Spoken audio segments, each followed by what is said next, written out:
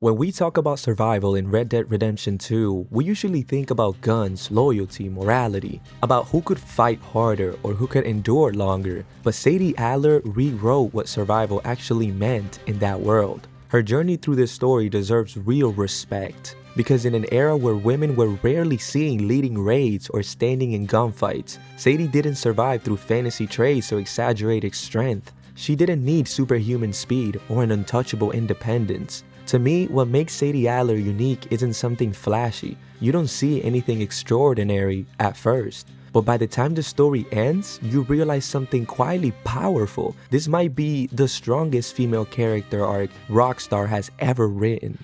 I'm gonna go figure out how we rescue this bastard. Now? Yes, now. Maybe at Doyle's Tavern on Million Avenue. Okay. One of the first things to understand about Sadie Adler is the stages of her life throughout this arc. Before everything happened, she was just a farmer, living a normal life with her husband Jake, or as she lovingly called him, Jakey. She wasn't weak or sheltered. She worked hard and wasn't afraid of getting her hands dirty. But the world she was about to enter was something no one could truly prepare for. During a storm in the Ambarino mountains, the O'Driscolls raided her home. Jake was killed in the process, and in a matter of minutes, Sadie lost everything. Her life, her stability, her sense of safety, all gone.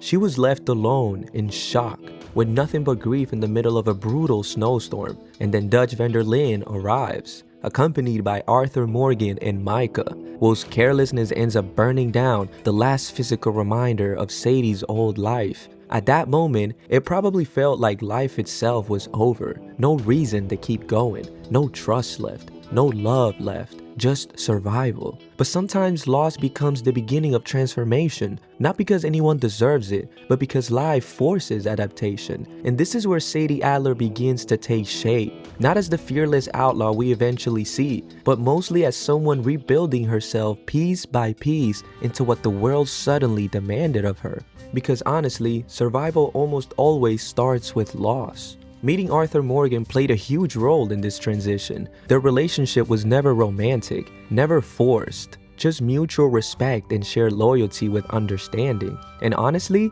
every time Sadie showed up in a scene, I could feel that progression. You wanted to see how she was coping and also how she was adapting. You see it in moments like her clashes at camp, her eagerness to prove she belongs, her refusal to stay broken, that urge to prove yourself after life knocks you down. Most of us have felt that at some point, to be honest. And that's exactly where Sadie was at the beginning, determined just to come back and to matter again. But that drive came with a lot of anger, and that anger was impossible to ignore. My husband and I, we shared the work. All of it. I was out in the fields. I can hunt, carry a knife, or use a gun. But I tell you, you keep me here, I'll skin this fat old coot and serve him for dinner! Watch your damn mouth, you crazy goddamn fishwife! Enough, both of you! Well, come with me then. You want to head out there, run with the man? So be it. But we do more than just hunting. We're hunted. And them things hunting us, well, they got guns of their own. I ain't afraid of dying. Good. You need anything, Mr. Pearson? Maybe me and Mrs. Adler are gonna take a little ride. Yeah, sure. Here's my list, and can you post this letter for me while you're there? Sure. Come on, Princess. Are you coming with me then, woman?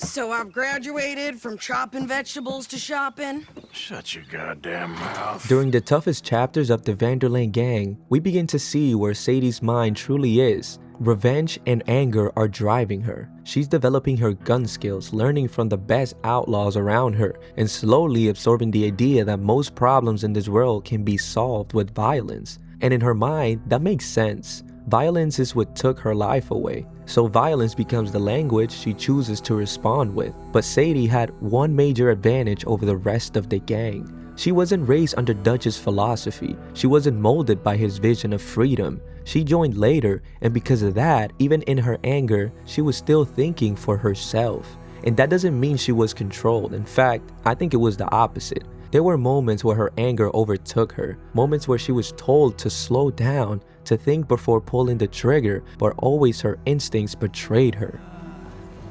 What you folks up to? Just heading home. You're in Lemoyne Raider country. Keep it cool. You need to pay a toll to pass through here. No, I don't think so. You don't think so? How about you pull over right now? Pull over. That's what I said.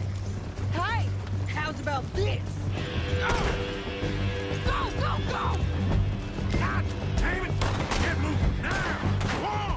This creates a powerful contrast with Arthur Morgan, because if you think about it, while Arthur slowly begins questioning the outlaw lifestyle, Sadie is stepping into it fully. Arthur understands that the world she believes she belongs to is not beautiful, that revenge rarely fills the emptiness inside. But in reality, people need to walk through that fire themselves. Sometimes anger is a necessary stage before reflection can even begin. And what makes Sadie's story powerful is that we actually get to witness that transformation. Not everyone makes it out of that phase. Many characters in this world are consumed by it, and Sadie wasn't. She wasn't healed, not even close. You can see it in her eyes, in her impatience, in the way she carries herself. And it isn't until chapter 6 that she confronts it directly. She asks Arthur to ride with her and finally confront the man responsible for Jake's death. The gang gives you the option to refuse, but she'll go alone if she has to. That tells you everything about her determination. And in the quiet conversation after they finish the job, you see something shift. The anger that wants to find her begins to kind of loosen its grip. That moment isn't about revenge, it's about closure.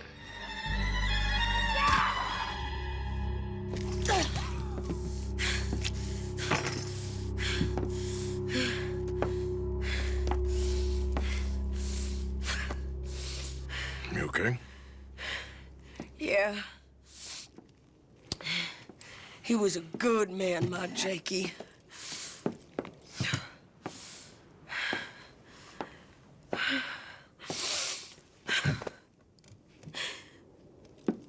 We was always sweet on one another.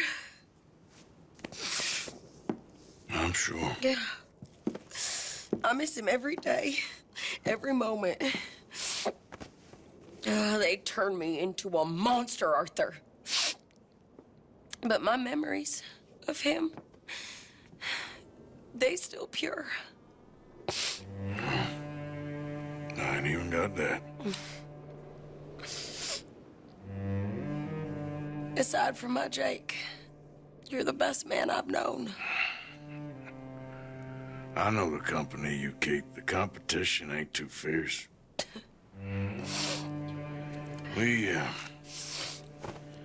We should get away from her.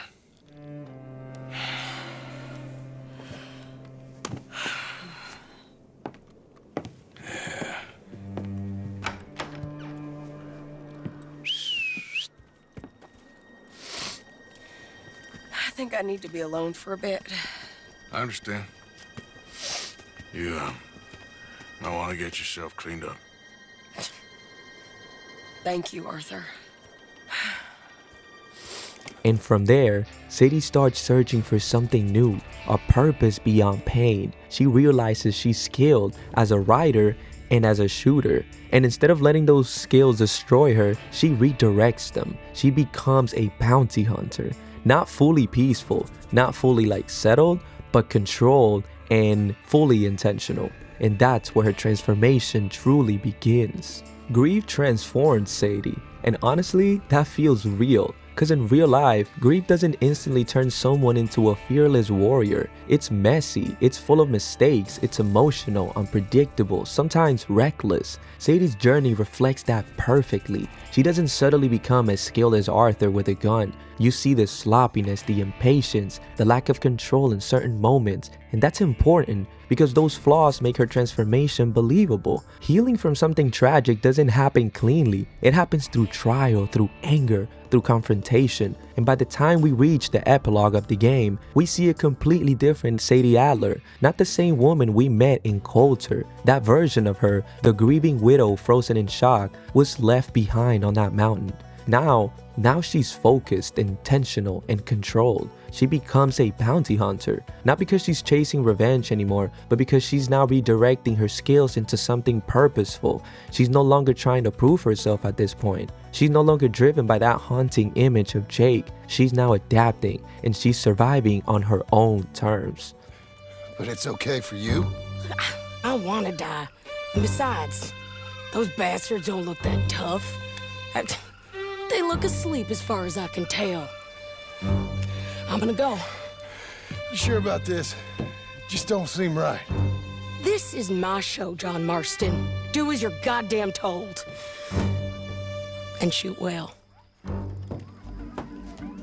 Arthur's memory stays with her, kind of like guidance. He was the person she respected most after Jake, and his belief in change mattered. But there was still one loose end to the revenge cycle, and it was Micah Bell. Knowing that Micah lived, knowing he played a role in destroying any chance of peace for the gang, reignites that anger. And we see it again. Sadie acts out of revenge and nearly loses her life for it. She gets stabbed because of anger and once again pushes her too far. And I can say that that moment says something very powerful. Revenge never fully disappears, it waits. The difference now is that she doesn't let it define her future. Very key part. And now with John there to steady the situation, she survives. And this time, she chooses to move forward instead of staying trapped in the cycle. We never truly learn what happens to Sadie Adler after the events of Red Dead Redemption 2, but what we do know is she didn't survive gunfights. She survived grief, rage, and herself. And that might be the most difficult kind of survival of all.